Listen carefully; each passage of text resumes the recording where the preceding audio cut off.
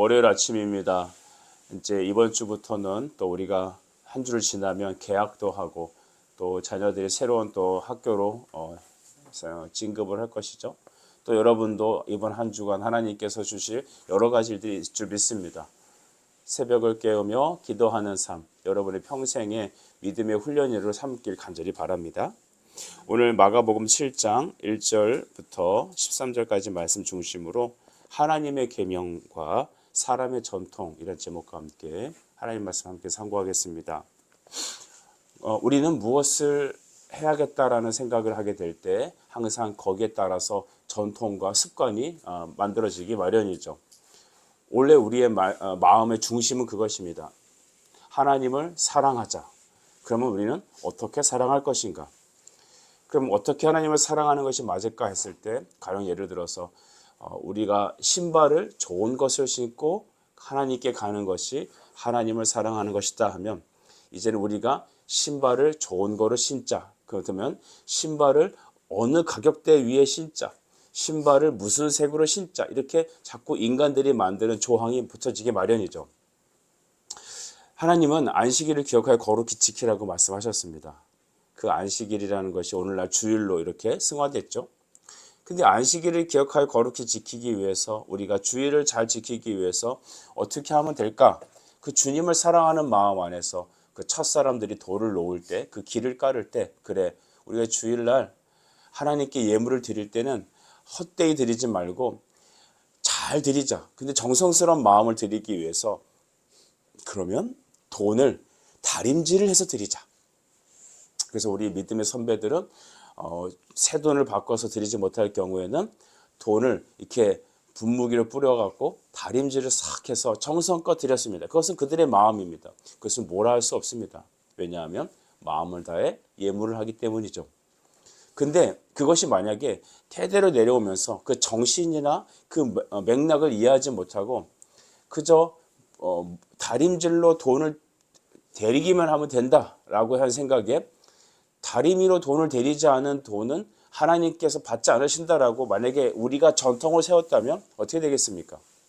또 과거에 안식일에 주일 성수할 때 우리 조상들은, 우리 믿음의 선배들은 주일날 뭐 가게 가서 뭐 사 먹어도 안 되고, 주일날 음식점에 가갖고 먹으면 안 되고, 교회에다가 이렇게 뭐 시켜갖고 치킨, 피자 먹으면 안 된다고 생각을 했던 겁니다. 그러니까 그렇게 세상에서 일하는 것을 좀 내려놓고 하나님 말씀과 예배에 집중하자, 이렇게 만약에 하는 것이 우리의 기본 마음이었다면, 이제 주일날 가게 가서 뭐 사 먹고 돈 쓰는 것은 주일 성수를 안 한 거다라고 한다면, 여러분 그 다음부터는 우리가 이렇게 보면서 너 혹시 가게 가서 뭐 먹었어? 물어볼 수 있을 것입니다. 참 우픈 일은 뭐냐면, 제가 섬겼던 어느 부목사 때 교회에서는 주일날 돈 쓰지 말자라는 것이 그들이 주일 성수의 방법이라고 생각하여서 안수 집사님, 장로님이 조를 짜고 교회 주변을 이렇게 예배 끝나고 순찰을 도셨다고 합니다. 그래서 식당마다 들여다보면서 혹시 우리 교인이 밥 먹고 있나? 여러분, 그것은 하나님을 예배하는 정신에서 멀리 떨어진 거 아니겠습니까? 오늘 주님은 그 점을 지적하고 있는 것입니다. 여러분의 마음을 다해서 행동으로 표출되는 것이 있습니다. 근데 마음과 정신을 잃어버리고 그저 전통을 세워서 그 전통만을 지키는 것이 하나님을 예배하는 거고 주님을 섬기는 거라 생각하신다면, 오늘 우리는 그 잘못된 궤도에서 바른 궤도로 옮겨야 될 것입니다. 1절 말씀 보니까 바리새인과 또 서기관들 중 몇이 예루살렘에서 와서 예수께 모여들었다라고 말합니다. 예수님 모여있는 그곳에 바리새인 서기관들이 출동했습니다. 이 바리새인들은 말씀 교사고 가르치는 자들이며, 서기관들은 말씀을 해석하고 또 이렇게 필사하는 사람들이었습니다. 그러니까 두 분 다 이스라엘의 종교 지도자들임이 분명하죠. 이분들은 왜 출동했습니까? 예수님의 잘못된 점을 힐난하기 위한 것입니다. 책잡기 위해서입니다. 그들이 불꽃 같은 눈으로 쫙 보면서 예수님이 전하는 메시지, 그의 행동들을 다 낱낱이 마치 파파라치처럼 그들의 행동을 다 잡아서 예수님을 비난하고 문제 삼으려고 했던 것입니다. 언제나 어디서나 오늘날에도 예수님을 믿는 사람들의 행동들 또 하나님의 교회를 이렇게 힐난하려고 하는 사람들은 존재합니다. 그들이 이렇게 와서 봤더니 2절에 보니까 한 가지 잘못된 점을 그들이 발견했죠. 그것은 뭐냐? 부정한 손, 씻지 아니한 손으로 떡을 먹는 것을 보았다라고 하는 거죠. 떡이라는 것은 식사를 말합니다. 식사할 때 그들은 손을 씻지 않고 먹더랍니다. 아니, 그 밥 먹기 전에 손 씻는 것은 위생적으로 하는 건가요? 아니에요. 좀 다른 내용이에요. 원래는 여러분 제사장들이나 이런 사람들이 하나님 앞에 예배하기 전에 물두멍에라는 곳에 가서 손을 씻고 정결한 마음으로 하나님께 예배를 집례해야 됐습니다. 근데 그것이 확장이 되다 보니까 이제 어떻게 합니까? 일반 사람들도 전통을 세운 거죠. 밖에 나갔다 오면 손을 씻어야 되고 밥 먹기 전에 반드시 손을 닦아야 된다. 왜냐하면 위생이 중요한 게 아니라 밖에서 묻어온 알 수 없는 부정한 죄를 물로 씻은 다음에 먹어야 된다는 것이 바로 이 종교의 룰이 된 것입니다. 이것이 당시 지도자들이 정한 종교의 패턴이 된 것이죠. 우리 안에도 그런 것들이 있을 수 있습니다. 교회 안에 들어오면 기도하지 않으면 예배를 할 수 없다든지. 물론 예배 전에 기도를 해야죠. 근데 이것들이 우리가 어떤 습관이 된다면, 이것이 우리의 전투 룰이 된다면, 여러분 그것은 우리의 마음이 없는데도 행위만 하면은 그 예배가, 그 기도가 온전해진다고 생각하는 것은 정말 잘못된 내용입니다. 이 사람들은 바로 그래서 하나님을 예배하는데 마음과 뜻과 진리로 성령과 믿음으로 예배드리는 것이 아니라 손 씻고 와서 밥을 먹으면 그것은 성결하고 손을 씻지 않으면 죄를 먹고 마시는 거다라고 딱 행위로 이렇게 규정해 놓은 것입니다. 3절을 보니까 바리새인들과 모든 유대인들은 장로들의 전통을 지키어 손을 잘 씻지 않고서는 음식을 먹지 않았다고 합니다. 심지어는 모든 음식들, 그러니까 주발과 그릇과 접시 이런 모든 것들도 다 물을 거쳐야 음식을 내올 수 있을 정도였죠. 이것들은 지극히 여러분 율법적인 행동일 뿐입니다. 물론 우리 형식이 필요 없다는 건 아니죠. 예배 폼을 떠나서 우리가 예배를 한다든지 예를 들어서 우리 대표 설교자, 대표 기도자가 있는데 그런 사람들을 제외하고 오늘은 우리 중에서 제일 성령 충만한 사람이 설교합시다. 그러면 이렇게 쭉 봤다가 기도 열심히 하는 우리 학생을 딱 지어서 오늘 자네가 왠지 성령이 충만한 것 같으니 이 앞에 나와서 설교를 해라. 이렇게 막 나가는 예배는 안 낼 겁니다. 하지만 우리가 정해놓은 그 규정 안에 우리가 스스로 갇혀서 이제는 하나님을 말씀과 성령으로 예배하는 그 법칙을 떠나고 그냥 그 행위를 지켜내면 예배 드린 거고 종교생활 잘한 거고 하나님을 섬기고 하나님의 축복을 받고 이렇게 우리 안에 생각을 하면 잘못됐다는 것입니다. 오늘 여기서는 율법적인 생각을 말하는 겁니다. 우리 사람은 이렇게 생각합니다. 이 규칙을 잘 지키면 우리가 하나님을 잘 예배하는 것, 우리가 익숙한 것에 이렇게 규정을 만들어 놓고 우리가 그렇게 생각한다는 것이죠. 여러분이 드리는 예배, 주님을 섬기는 태도, 또 하나님 앞에 나가는 여러분의 삶이 혹시 이렇게 우리가 정해놓은 율법의 규정 안에 나 스스로를 이렇게 적용하고 있지 않는지를 점검합시다. 오늘 바리새인들, 서기관들은 5절에 보니까 이렇게 예수님께 비판을 합니다. 당신의 제자들은 장로들의 전통을 준행하지 아니하고 부정한 손으로 떡을 먹습니까? 이렇게 비판한 거죠. 이제 뭔가 책 잡을 일이 잡힌 거죠. 장로들의 전통, 음식 먹기 전에 손을 씻어야 되고 또 그릇도 닦아낸 다음에 이러저러한 방식을 따라서 음식도 먹어야 되는데 당신들 그 룰을 어겼지 않습니까? 라는 것입니다. 여러분 먹는 거, 마시는 거 믿음으로 하면 되는 것이죠. 그런데 중요하지 않은 모든 세세한 규칙까지 이스라엘 사람들한테 규정하다 보니까 그들은 본질을 떠나고 그냥 행위만 남은 것입니다. 유대인들이 하나님의 율법을 잘 지키고 섬기기 위해서 613가지가 되는 율법적 그 장로들의 전통을 세웠다고 하는 것이죠. 그리고 안식일 규정만 39가지를 정했다고 합니다. 안식일 날 이렇게 하면 안식일을 범한 거다. 또 뭐 하면 잘못된 거다. 걸음걸이도 몇 포 이상, 또 뭐는 하면 안 되고 뭐는 해야 되고 하나님을 예배하고 섬기기 위해서 준비된 이 안식일의 그 정신을 잃어버리고 말씀의 법칙은 사라져버리고 뭐만 남았습니까? 껍데기만 남은 것입니다. 오늘날 주일이 되어서 주일날 예배 때 참석하고 그냥 나는 가면 된다는 것이 크리스찬의 전부의 소명이라고 생각한다면 우리는 어쩌면 장로들, 이 바리새인과 또 잘못된 서기관들의 행동을 따라가는 그런 종교 생활을 하는 것입니다. 한국에 코로나가 한 2년 정도 머물다 간 이후에 약 30% 이상 교회를 떠나고 지금 어디서 뭐 하는지 모를 정도로 여러분 한국 교회는 많이 쇠퇴하였습니다. 단 2년입니다. 예배를 잘 드리지 못하게 된 그 상황 속에서 우리의 마음은 해이해졌습니다. 반대로 미국은 어떻습니까? 15% 이상 되는 성도들이 교회로 돌아오고 더 기도에 참여하고 하나님의 말씀에 따라간다고 합니다. 물론 이 어떤 통계가 전부를 말하는 건 아닐 겁니다만 그 나타난 것을 봤을 때 왜 우리나라는 이렇게 신자들이 떠나고 신앙이 해이해지고 할까요?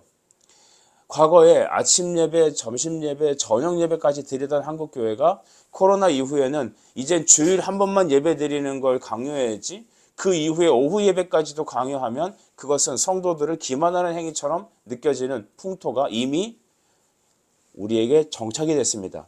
불과 이것이 몇 년 되지 않습니다. 코로나를 전후로 생긴 겁니다. 우리는 그러면 뭘 한 겁니까? 어려움을 당했을 때 하나님 앞에 나아오는 사람들은 여러분 그들의 마음 중심이 서기관과 바리새인들이 하는 행동이 아니라 그들이 주님을 사랑하는 마음으로 돌아갔던 거 아니겠습니까? 그런데 우리의 행동은 지금 무엇입니까? 우리는 예배를 좀 못 드리게 되고 어렵게 되는 상황이 오니까 우리의 생활 패턴이 다시 현실에 적용해 버린 겁니다. 주일날 한 번만 예배 드리면 되고 인터넷 예배 드리면 되고 우리는 그렇게 삶이 매우 현실에 적용이 되었습니다. 이것은 우리가 우리의 마음의 중심이 원래 하나님이 아니었다라는 것을 반증합니다. 한국교회가 아주 예전에는 전 국민의 남한 인구의 4분의 1이 기독교인이다라고 하는 통계가 있을 수도 있었습니다. 잘못된 통계일 겁니다. 부풀려진 것이고. 왜냐하면 주일날 우리 개수할 때도 보면은 1부, 2부, 3부 뭐 이렇게 있으면 이렇게 개수가 나오잖아요. 근데 1부 때 섬긴 사람도 있고 2부 때 섬긴 사람도 있고 3부 때 섬긴 사람도 있습니다. 그냥 다 중복 계산한 겁니다. 또 이 목사님과 교회에 보고를 할 때 숫자를 좀 많이 늘려야 그래도 좀 욕을 덜 먹기 때문에 하는 어떤 그런 패턴도 있을 겁니다. 어쨌든 간에 우리는 숫자 불리기와 또한 여러분 그런 눈에 보이는 가시적인 것을 따라가다 보니까 중심을 잃어버리고 형식만 남은 겁니다. 그래, 내가 이렇게 해주면 된다는 것이죠. 이 새벽에 나와서 예배드리는 우리 학생 여러분, 여러분은 하나님을 예배하기 위해서 기도의 훈련을 위해서 이 자리에 나오셨나요? 아니면 가족의 일원으로 그냥 참여해 주기로 와서 앉아 있습니까? 그렇다면 여러분은 서기관과 바리새인들의 길을 따라가는 거 아니겠습니까? 그럼 이제부터 새벽기도 안 나오고 또 주일도 나는 하나님을 예배하지 않으니까 나한테 예배를 강요하지 마시오. 이건 또 아니죠. 예배도 기도 훈련도 훈련이기 때문입니다. 오늘 제가 말씀드리는 것은 무엇입니까? 이 백성이 입술로는 나를 공경하되 마음은 내게서 멀도다. 7절 사람의 계명으로 교훈을 삼아 가르치니 나를 헛되이 경배하는도다. 아멘. 입술로는 주님 주님 믿는다고 말합니다. 그렇지만 그들의 마음은 내게서 멀다라는 것입니다. 마음이 와야 합니다. 하나님은 주님을 어떻게 예배하고 섬기라 하셨냐면 너의 마음을 다하고 뜻을 다하고 힘을 다하고 심지어는 목숨을 다하여 주 너의 하나님을 사랑하라고 하셨습니다. 여러분 하나님을 사랑하시나요? 많은 것들 중에 한 분이라고 사랑하십니까? 남자친구, 여자친구, 돈 사랑하고 게임 사랑하고 세상 사랑하는 것 중에 예수님도 하나 있나요? 그건 주님을 사랑하는 방식이 아닙니다. 삶의 중심은 예수님이셔야 합니다. 예수님을 사랑하는 속에서 가족을 사랑하고 예수님 사랑하는 마음 속에서 자식을 바라보고 예수님 안에서 나의 행복과 삶을 바라봐야 합니다. 여러분 이것이 바른 행복이고 삶이죠. 그들은 그러나 입술로만 떠든다는 것입니다. 행위로 하면 된다고 생각하는 겁니다. 마치 학원에 도장 찍으러 가서 참석하면 그냥 학원을 공부한 거라고 생각하는 것처럼 우리는 주일날 혹은 예배 때 나의 종교적 행위를 하면 하나님을 사랑하고 섬긴 거라고 우리가 인식하는 것입니다. 그것은 잘못됐다는 거죠. 마음이 있지 않으면 행동은 잘못된 겁니다. 그래서 우리가 마음이 가는 곳에 행동이 있고 행동이 있는 그곳에 마음을 가지고 와야 될 줄 믿습니다. 여러분, 하나님은 사람의 계명으로 말씀을 어기지 말라고 하는 것입니다. 내가 주는 교훈, 하나님의 말씀을 떠나서 사람이 가르치는 교훈을 따라가지 말라고 하는 것이죠. 그래서 우리는 성경을 해석할 때 사람의 표준에 맞춰서 해석하면 안 됩니다. 우리는 참 우리 입장에서 성경을 해석하려고 합니다. 우리 입장에서 예배와 신앙을 해석하려고 합니다. 그것을 상황적인 윤리라고 합니다. 상황에 맞춰서 내 신앙을 해석하는 것입니다. 상황에 맞춰서 행하는 것입니다. 요즘 다 그러는데 이 정도면 잘하는 거지. 여러분, 이 정도면 잘하는 거지를 여러분의 기준에 맞추지 마시고 하나님께 맡기십시오. 저는 이렇게 아침에 새벽에 나오는 우리 가족들을 보면서 참 기쁘고 감사한 마음이 있는데 한편으로는 이것이 그냥 새벽에 나오니까 내가 신앙이 마치 좋은 거라고 생각하는 잘못된 신앙은 신겨주지 않기를 바라는 것도 있습니다. 기도는 훈련입니다. 그러나 이 기도 시간에 여러분이 기도를 하기 바랍니다. 나는 새벽 기도를 나오는 어린이기 때문에 우리 대한민국 0.1%다. 나는 그러므로 예수를 잘 믿고 탁월한 자다. 너는 새벽 기도 안 나오지. 이렇게 가면은 절대 안 되는 것입니다. 오늘 예수님은 그들의 잘못된 것을 어떻게 꼬집으시냐면 바로 모세의 부모 공경을 통해서 이스라엘들이 사람들이 잘못 이용하고 있는 이 고르반이라는 것을 꼬집어 말하고 있습니다. 11절 말씀 보면 너희는 이르되 사람이 아버지에게나 어머니에게나 말하기를 내가 드려 유익하게 할 것이 고르반 곧 하나님께 드림이 되었다 하기만 하면 그만이다 하고 라고 생각한다는 것이죠. 이걸 좀 설명해 드릴게요. 오늘 고르반이라는 얘기를 하죠. 고르반이라는 것은 뭐냐? 하나님의 성전에 바쳐진 것이다라는 것입니다. 그러니까 예를 들어서 우리 사무엘 있죠. 사무엘 선지자가 어머니 한나가 어렸을 때 아이를 못 낳아서 애통하며 기도할 때 하나님이 자녀를 주었기 때문에 그 자녀가 젖을 떼고 이제 어느 정도 컸을 때 하나님의 성전에 이렇게 바쳤던 것을 보게 됩니다. 그 아이는 하나님께 고르반 된 것입니다. 자기의 재산을 예를 들어 하나님의 성령의 감동으로 예물로 드리겠다고 작정을 하면 그 제물은 역시 무엇입니까? 고르반, 하나님께 바쳐진 것이다라는 겁니다. 근데 이스라엘 사람들이 어떻게 이것을 이용했냐면 참 사람은 얼마나 머리가 비상한지 모르겠어요. 부모에게 공개하고 드려야 될 재산이 있는데 값이 있는데 그게 아까운 거예요. 그러니까 어떻게 속입니까? 거르반 하고 선포한 겁니다. 어머니 아버지 내가 부모님을 공양하고 도와드리고 싶지만 어떻게 해요? 요거는 거르반입니다. 제가 한 1년 동안 캐나다에 살은 적이 있었습니다. 그 이민교회를 보니까 사람들이 어떤 특징이 있냐면 한국 사람으로 누릴 수 있고 취할 수 있는 그런 기본적인 생각들은 다 갖고 있는 거죠. 예를 들어서 뭐 식탁도 나르고 밥도 차려야 돼. 그런 거는 다 받아요. 그런데 그 캐네디언이 갖고 있는 독특한 문화 있죠. 예를 들어서 뭐 개인주의라든지 또 남의 어떤 사생활을 침입하는 것을 정말 싫어한다든지. 그러니까 우리 집사님 좀 제가 집사님 가정에 신방을 가고 싶습니다. 저 개인 프라이빗이 있는데 왜 자꾸 침해하시죠? 이럴 거면 교회 안 나옵니다. 하여튼 제가 그래서 당시에 느꼈던 거는 한국 사람으로 취할 수 있는 좋은 것들은 다 가져오고 캐네디언으로서 살 수 있는 한국 사람의 어떤 성향과 맞지 않지만 그 나라 현지에서 취할 수 있는 좋은 것들은 다 취하는 거죠. 그러다 보면 결국 자기의 이기적인 생각만 딱 남는 겁니다. 여러분, 사람은 그렇게 죄인이에요. 얼마나 그렇게 머리를 잘 굴리는지 모르겠어요. 그래서 마땅히 부모를 섬기고 하는 것이 율법에 기록된 것이지만 왜냐하면 제5계명에 부모를 공경하라 하지 않습니까? 그들의 필요를 채우고 그들을 위해 기도하고 해야 되는 것입니다. 그런데 나는 고르반이라고 해놓고 하나님께 드렸으니까 더 이상 저한테 그걸 요구하지 마세요 라고 하며 하나님의 말씀을 사람의 전통으로 하나님 말씀을 지금 깨부시고 있다, 폐하고 있다라고 예수님은 꼬집고 있는 것입니다. 하나님의 말씀을 사람의 교훈으로 지키는 이 바리새인들의 악들을 예수님 지적하는 겁니다. 오늘 말씀을 정리하면 하나님의 말씀을 바로 해석하고 그 말씀에 했던 것입니다. 그런데 하나님 말씀을 해석하다 보면 사람이 만든 전통, 주일날 15분 전에 예배 오면 올바른 신자, 주일날 예배 드리고 주일날 사 먹지 않고 가게 가지 않으면 오락하지 않으면 그는 주일 성수 잘한 사람이라고 우리로 하여금 착각하게 만드는 것입니다. 그러니 그 전통이 우리의 눈을 가리고 우리의 귀를 막고 우리로 하여금 어눌한 자로 만드는 것입니다. 우리가 신앙생활을 오래 할수록 이러한 것들이 우리 안에 배일 수 있죠. 그러다 보니까 하나님을 사랑하는 마음은 없고 종교적인 껍데기만 남은 겁니다. 코로나는 우리의 그런 민낯을 그대로 드러나게 한 하나님의 사건이었습니다. 앞으로 어떤 사건들이 어떻게 나타날지 모르겠습니다.